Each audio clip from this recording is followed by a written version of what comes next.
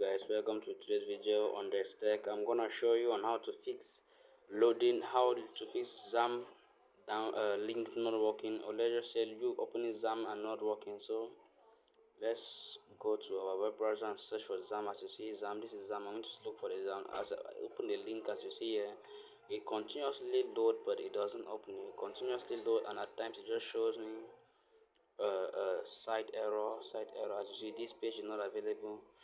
So this is what it just keeps on showing to me. So now we're going to see on how to fix this. So let's get started, guys. So now for this fixing part, what we're going to do is that we will download a VPN named VVPN. So it's going to enable us now to be able to fix this, because it shows from where it shows the site is not unavailable at the moment in our country, as you see. So I'm going to log in from another place. So now if I go to extension, that's searching for VPN as an extension. So now we'll scroll down. So that is it. We'll just click on it and we'll add it as an extension on Edge. That's it, add extension. Now we're going to wait for it to download and install.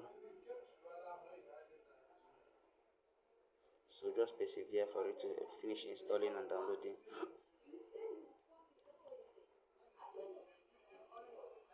So my internet might take time, your own might be more faster than my own. Okay, that's guys, is okay.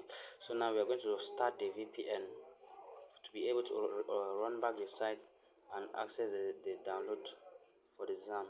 So now we are going to start it. So now I haven't paid for it, as you see. I'm just using a free version of it.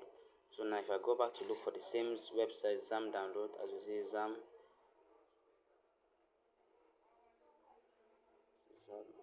Okay, now I'm gonna scroll down to go back to the same download. This is it.